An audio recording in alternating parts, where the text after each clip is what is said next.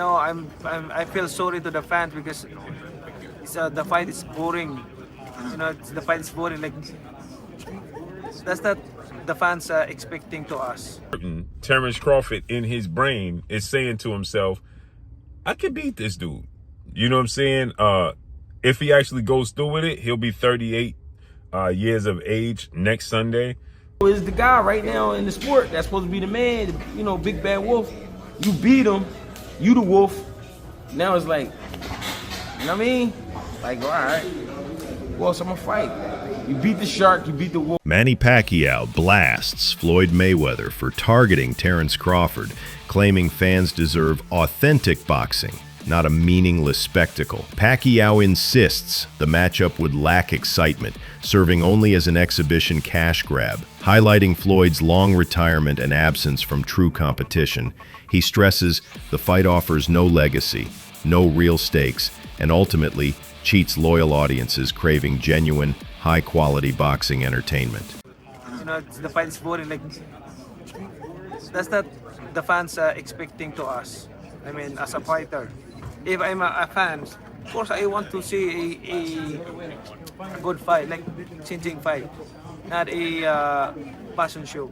Manny Pacquiao openly criticized Floyd Mayweather, saying he pities the retired star for chasing revenue over true legacy. Pacquiao argued that Mayweather's boxing returns aren't about competition or passion, but driven by profit from exhibition events designed for spectacle. He suggested the rumored Terence Crawford fight highlights greed, not genuine athletic ambition. For Pacquiao, this outlook reduces boxing's value, shifting the sport from a battle of skill into a business performance. Instead of warriors fighting for honor, he believes it becomes a marketplace showcase where image, brand, and financial gain overshadow authentic competition. Now, in the beginning of this conversation, you say, I don't like boastful people. How was it like fighting Mayweather then? Did he get on your nerves? Because I feel like he's a little bit more boastful than the people you might be wanting to hang out with. Yeah, he's boastful. I think his God is the material things, money, everything like that. I'm pretty with him because I want to share the word of God in him if he believe God.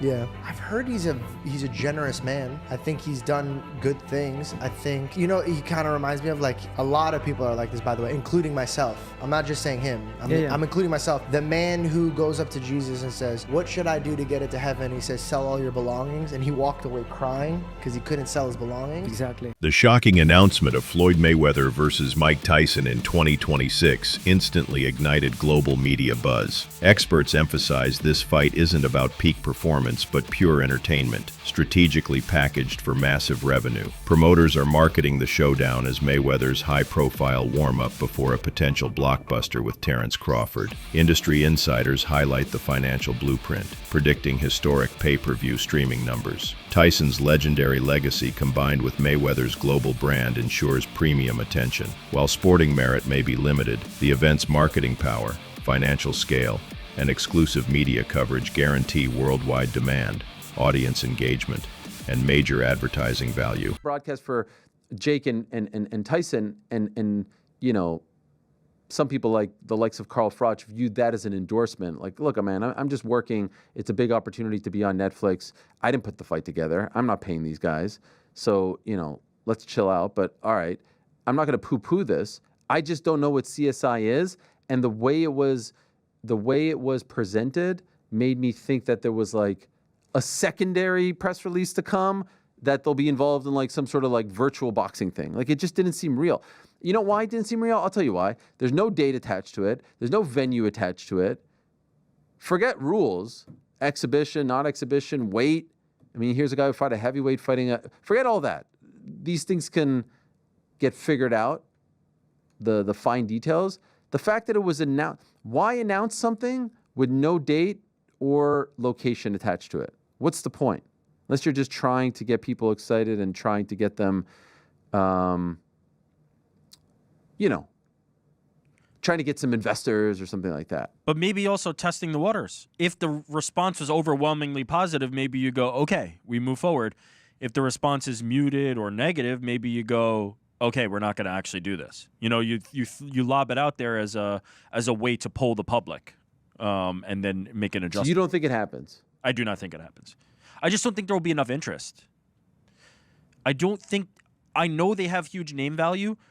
There's zero after the last performance by Mike Tyson against Jake Paul. I don't think there's going to be interest in seeing Mike Tyson do that again. Terence Crawford has repeatedly voiced deep respect for Manny Pacquiao, calling the Filipino legend an iconic figure whose premium achievements transformed boxing history. Pacquiao secured global recognition by capturing exclusive championship titles across multiple weight divisions, often outperforming bigger opponents. Crawford emphasized Pacquiao's legendary career represents unmatched leadership, extraordinary performance, and nearly impossible success. In his view, Manny's timeless legacy remains an invaluable investment in sports marketing, audience engagement, and industry storytelling, proof no other fighter dared replicate within that historic digital era.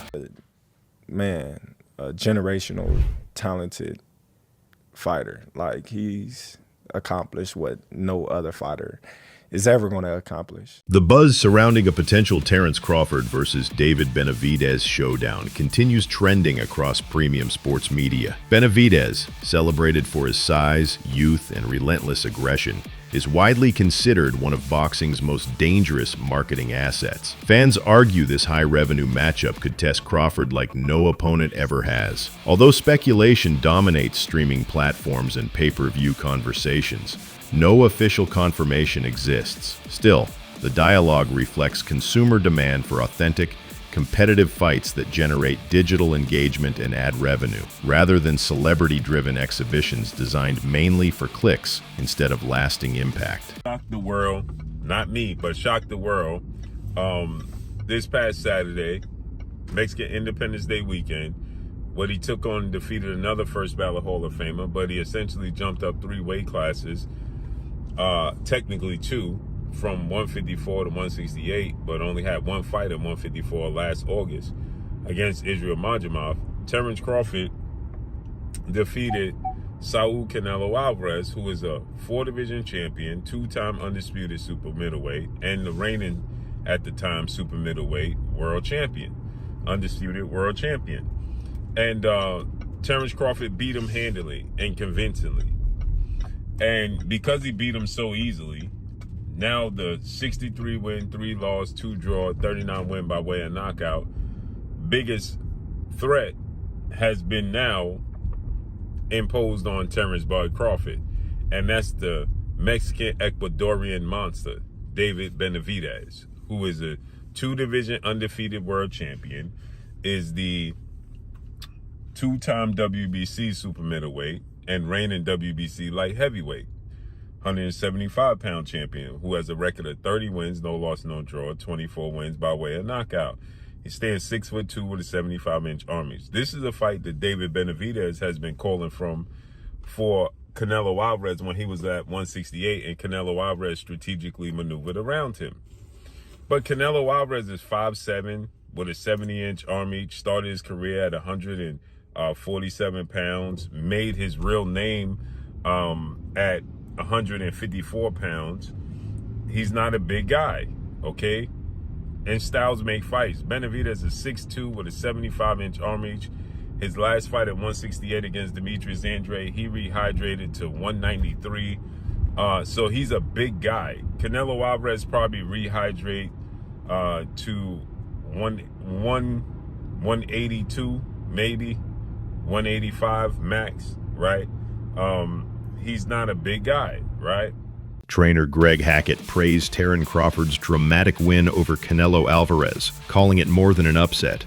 It was a turning point in boxing history. Alvarez, long viewed as the sport's ultimate shark, had ruled with unmatched power and precision. For Crawford to not only compete, but completely dismantle him, signals a seismic shift at the top. Crawford is now the predator everyone must prepare for, the name fans and promoters will build around. Hackett's remarks raised the billion-dollar question: if Crawford conquered the generation's toughest champion, who remains capable of testing his greatness? Or will he retire undefeated at his peak? Because you got to remember, Canelo is the guy right now in the sport that's supposed to be the man, you know, big bad wolf. You beat him, you the wolf. Now it's like, you know what I mean? Like, all right, who else I'm gonna fight? You beat the shark, you beat the wolf. Right. Damn. Like, you know what I mean? Ain't no more ops out there. It's ops out there, but who gonna make them really want to get up? That's the shit got to make sense. Like you said, you be the shark and then you be the wolf. Yeah. But there's the monster. Yeah, there is, but that's like a real monster. Bro, that's to me it don't make sense. But that's really what a monster. Yo, is that proof? All right, we got the legendary Pape in the building. Legend. But what makes sense? Like, what makes the most sense? I know you said get a line of suits, Brooks Brothers. Yeah, you know what I'm saying? Your line of suits, get your money, man. Go ahead and get the easy money, man. You ain't gotta sweat no more. What's up, boy? Not saying you ain't gotta work, you ain't gotta sweat. What's happening? He's paved a career where he could sit down at a table and get this money. He could come out with a Terence Crawford series now, just doing whatever he like to do. People gonna watch it. Nobody, the fighting part, people don't understand what it's like to be a fighter. A lot of times fighters really don't be interested in certain fights. It's cause when a guy see himself up here and then is fighting a guy down here, it don't interest him. So therefore when he train, he not gonna really train. He gonna train, but he not gonna train. He not gonna listen. He gonna feel like his coach taking it too serious and he's like, man, this ain't even that. But your coach like, listen, you could get fucked up. I'm telling you. You don't want to listen. Then you go in there and fight that guy. Then you get fucked up. I seen it happen. Terence Crawford's dominant victory over Canelo Alvarez wasn't just another win. It was a career-defining moment that cemented his legacy in boxing history. While his emphatic triumph over Errol Spence had already silenced critics and proved his dominance, beating Canelo carried unmatched weight. Canelo, celebrated as a pound-for-pound superstar who conquered multiple divisions and thrived against bigger opponents, represented the ultimate test. Crawford didn't just meet that challenge, he dismantled it, showcasing elite adaptability, technical brilliance, and unshakable mental toughness. By mastering every obstacle across every weight, Crawford elevated himself into rare territory, a champion universally recognized as one of boxing's most complete, unstoppable, and marketable athletes of the modern era. But I think there was enough action, and I think Crawford displayed his skill enough, even to someone with not the most trained eye, that they know they saw a very high-level athlete perform something at a very high level last night. I think he gained the sports world's attention last night and respect. He already did after Spence, but it went to another level in this fight. And I think even the fight itself, like just from a median level, but then the moments where they were having these exchanges, like kind of late in the fight, then people were like, all right, it was good. Then like, okay. I saw somebody like, they're squabbing. Like, there's a fight here. So I think it did. And Crawford closed the show. Yeah. In 10, 11, 12, he stood in there and landed some hard shots and rocked Canelo at the bell. He didn't, well, James was talking about the great Floyd Mayweather. Floyd would go up on you 8-0 and then coast, and you might as well turn the fight off at midway through the ninth. Like, you know, he's not going to, but Crawford didn't do that. But he wasn't up 8-0, to be fair to Floyd, but Floyd was when he fought Canelo, so he could do that. But Bud instead steps on the gas. Bud is a finisher. You know, he closes really strong. He closes really strong in every exchange. That's one of his gifts. He's the best counterpuncher of his era, one of the greatest counterpunchers that lived. But the great fighters, James would tell us about this. James and Mike McCallum put on fights that exemplify what I'm talking about: initiating and punctuating, being first, being last.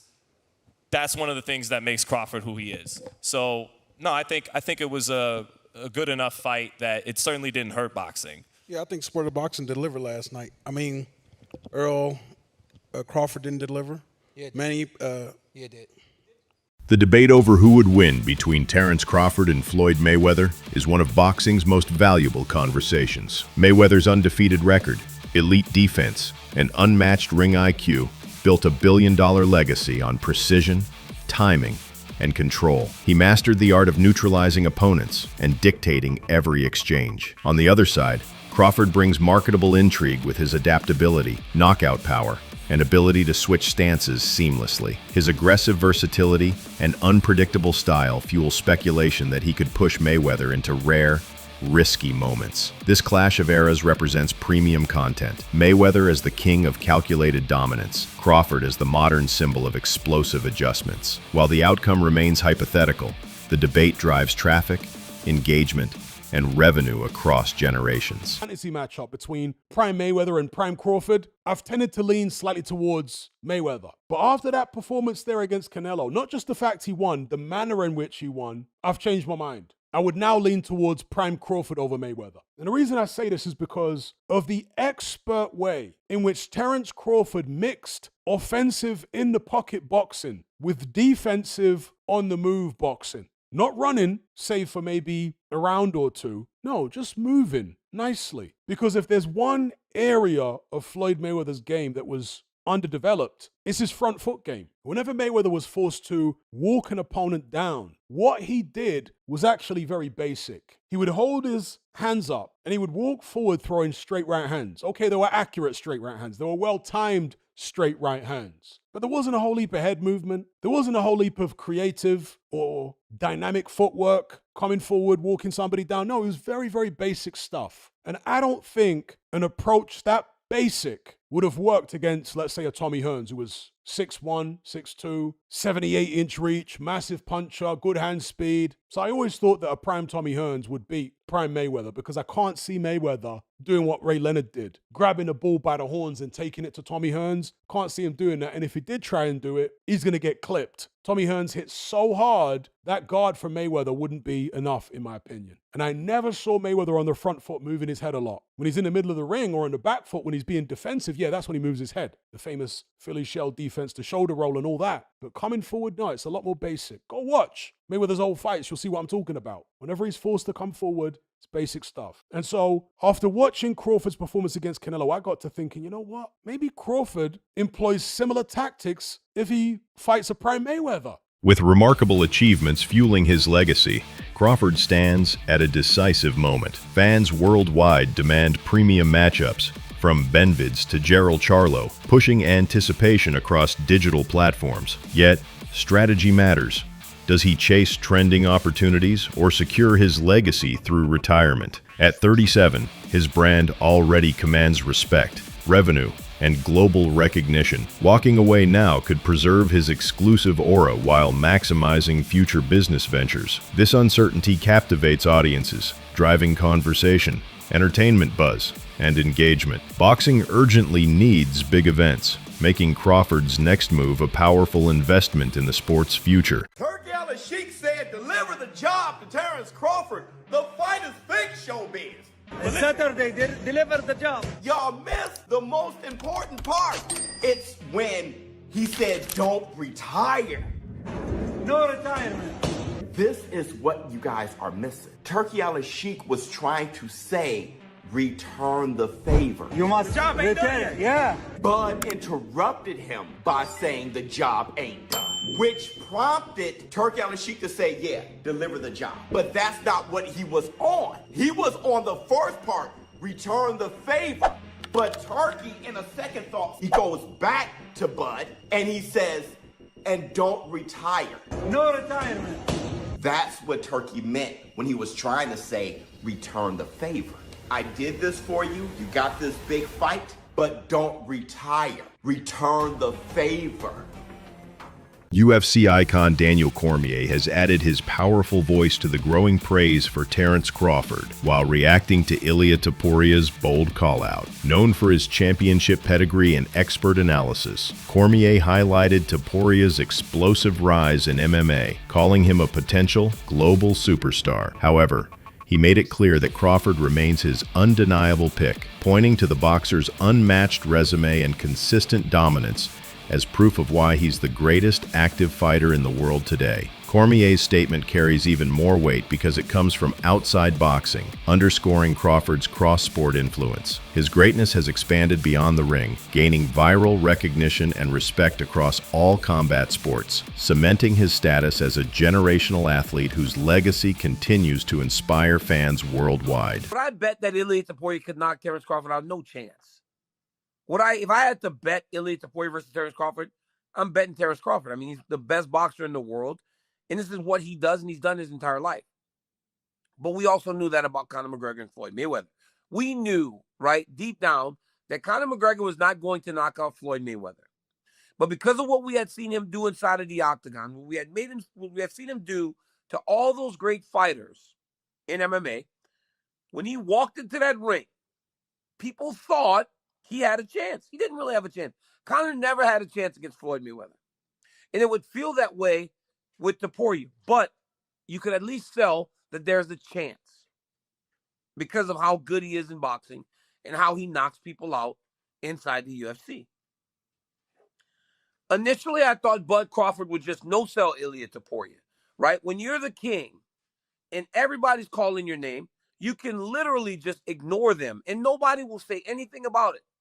But Bud Crawford isn't one to ignore stuff. Subscribe now for exclusive content, insights, updates, success ahead.